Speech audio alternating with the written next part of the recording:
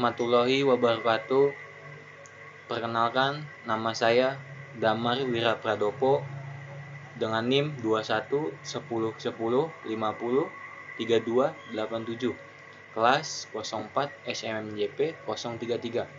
Di sini saya akan mendiskusikan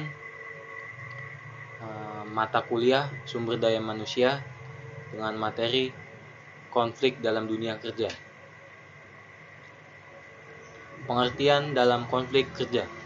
Konflik kerja adalah ketidaksesuaian, perselisihan, dan pertentangan antara dua orang atau dua kelompok dalam suatu organisasi atau perusahaan karena adanya hambatan atau perbedaan komunikasi, persepsi, status, nilai, tujuan, dan sikap sehingga salah satu atau keduanya saling terganggu. Konflik adalah suatu proses interaktif yang termanifestasi dalam hal-hal seperti ketidakcocokan, ketidaksetujuan, atau kejanggalan, baik di antara individu maupun entitas sosial seperti individu, kelompok, ataupun organisasi. Bentuk-bentuk konflik kerja. Yang pertama itu konflik hierarki, yaitu konflik yang terjadi pada tingkatan hierarki organisasi. Contohnya, konflik antara komisaris dengan direktur utama, pemimpin dengan pegawai, pengurus dengan anggota koperasi, pengurus dengan manajer, dan pengurus dengan pegawai. Konflik fungsional, yaitu konflik yang terjadi dari bermacam-macam fungsi departemen dalam organisasi. Contohnya, konflik yang terjadi di antara bagian produksi dengan bagian pemasaran, bagian administrasi umum dengan bagian personalia. Konflik staf dengan kepala unit, yaitu konflik yang terjadi antara pemimpin unit dengan stafnya, terutama staf yang berhubungan dengan wewenang atau otoritas kerja. Contohnya, karyawan staf secara tidak formal mengambil wewenang berlebihan. Ciri-ciri konflik kerja. Yang pertama itu terdapat perbedaan pendapat atau pertentangan antara individu ataupun kelompok. Terdapat perselisihan dalam mencapai tujuan yang disebabkan adanya perbedaan persepsi dalam menafsirkan program organisasi. Yang ketiga itu terdapat pertentangan norma dan nilai-nilai individu maupun kelompok. Yang keempat itu adanya sikap dan perilaku yang meniadakan menghalangi pihak lain untuk memperoleh kemenangan dalam memperebutkan sumber daya organisasi yang terbatas. Yang kelima itu adanya perdebatan dan pertentangan sebagai akibat munculnya kreativitas, inisiatif, atau gagasan-gagasan baru dalam mencapai tujuan organisasi. Jenis-jenis konflik. Yang pertama itu konflik dalam diri individu yang terjadi bila seseorang individu menghadapi ketidakpastian tentang pekerjaan yang diharapkan untuk melaksanakannya. Bila berbagai permintaan pekerjaan saling bertentangan atau bila individu diharapkan untuk melakukan berlebihan dari kemampuannya. Yang kedua itu konflik antar individu dalam organisasi yang sama, di mana hal ini sering diakibatkan oleh perbedaan-perbedaan kepribadian. Konflik ini berasal dari adanya konflik antar peranan atau seperti antara manajer dan bawahannya. Yang ketiga itu konflik antar individu dan kelompok yang berhubungan dengan cara individu menanggapi tekanan untuk keseragaman yang dipaksa oleh kelompok kerja mereka. Sebagai contoh, seorang individu mungkin dihukum atau diasingkan oleh sekelompoknya kerjanya karena melanggar norma-norma kelompok. Yang keempat itu konflik antar kelompok dalam organisasi yang sama karena terjadinya pertentangan kepentingan antar kelompok.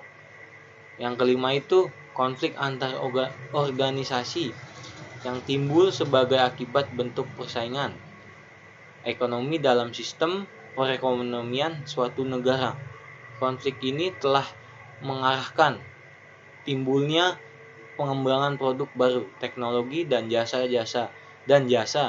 harga lebih rendah dan penggunaan sumber daya lebih efisien.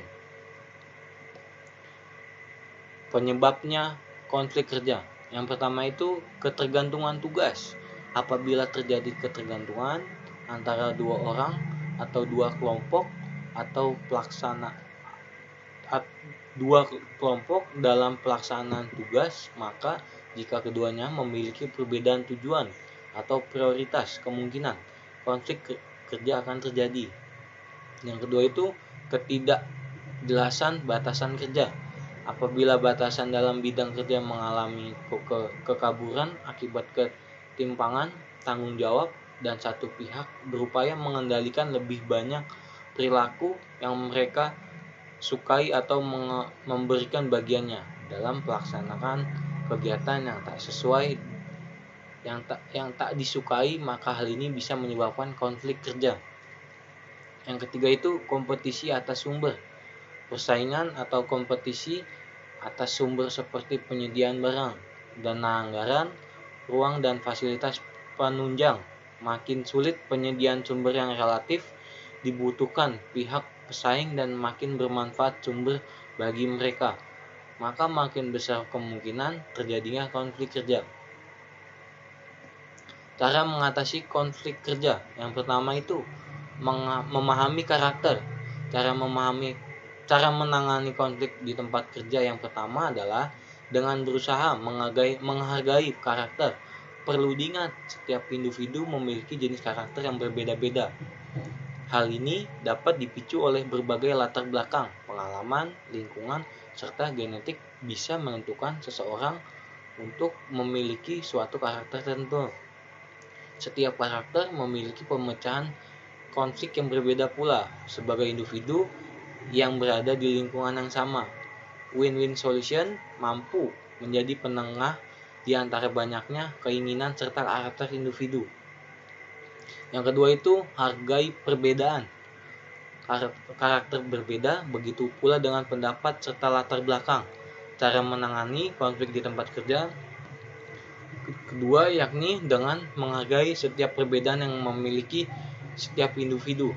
Hadirnya perbedaan pendapat di tengah lingkungan kerja justru mampu memberikan lebih banyak perspektif bagi perusahaan. Semakin banyak alternatif perbedaan yang ditawarkan sebagai solusi pemecahan masalah, maka akan semakin baik pula kualitas resolusi konfliknya. Yang ketiga itu mengolah emosi. Cara mengatasi konflik yang ketiga yakni dengan berusaha semaksimal mungkin untuk mengolah emosi. Rasa emosional yang berlebih justru mampu menimbulkan pengaruh negatif. Emosi yang tak terkendali mampu merusak hubungan individu terhadap individu lainnya maupun kelompok. Selain itu, kata-kata serta tindakan emosional bisa saja menyakiti orang lain. Yang keempat itu tetap berkomunikasi. Meski tengah berada pada situasi konflik, usahakan untuk tetap menjalin komunikasi dengan rekan kerja. Hal ini bisa diwujudkan dengan melakukan diskusi mengenai suatu hal yang menyangkut produktivitas dan pekerjaan. Cari lokasi yang nyaman bagi pihak berkonflik untuk saling terbuka dan berkomunikasi. Selain itu, perhatikan waktu pula, sediakan waktu tertentu bagi pihak konflik yang menyelesaikan masalah. Yang kelima itu menghindari masalah personal. Terkadang konflik dapat timbul antara dua individu. Hal ini bisa saja dipicu oleh permasalahan pribadi atau sebagainya. Jika ditemui penyebab konflik yang demikian, maka sebaiknya tidak menyeret masalah pribadi ke ranah publik. Untuk menyelesaikan masalah pribadi, dapat dilakukan diskusi atau komunikasi pada saat di luar jam kerja. Usahakan pula untuk tetap berkepala dingin serta mengutamakan pemecahan konflik yang terjadi bagi kedua belah pihak. Yang keenam itu prioritaskan kepentingan perusahaan. Memiliki konflik biasa saja, namun satu hal yang perlu ditanamkan yakni agar selalu mengedepankan kepentingan perusahaan. Cara menanganinya, konflik yang satu ini merupakan wujud profesionalisme individu saat berada di lingkungan kerja. Dengan menanamkan prinsip tersebut, maka kepentingan individu akan menjadikan prioritas kesekian setelah pekerjaan. Hal ini juga akan memudahkan para pemangku kepentingan atau yang berkonflik segera menemukan pemecahan masalah terbaik. Yang ketujuh itu sampaikan kritik. Cara menangani konflik yang selanjutnya yaitu dengan menyampaikan kritik. Seperti yang diketahui sebelumnya, konflik memiliki penyebab yang didasarkan pada perbedaan. Jika seseorang memiliki perbedaan, pahami konflik yang lalu berkritik yang membangun bagi pihak yang bersih tegang dan perusahaan. Namun usaha untuk menyampaikan kritik tersebut dengan bahasa yang sopan dan komunikatif berbentuk yang ke-8 itu melibatkan partisipasi dan memaafkan. Terakhir, cara menangani konflik di tempat kerja adalah dengan melibatkan partisipasi banyak orang jika permasalahan tersebut membutuhkan kecepatan untuk diselesaikan. Dengan adanya partisipasi dan pandangan dari orang banyak, maka konflik tersebut mendapatkan perhatian sehingga akan mudah menemui resolusinya. Saling memaafkan dan berlapang dada juga menjadi kunci bagi suatu konflik agar dapat terselesaikan dengan baik. Setelahnya, setiap individu mampu diarahkan untuk kembali bekerja secara profesional demi mencapai tujuan perusahaan dengan efektif dan efisien. Sekian dan terima kasih.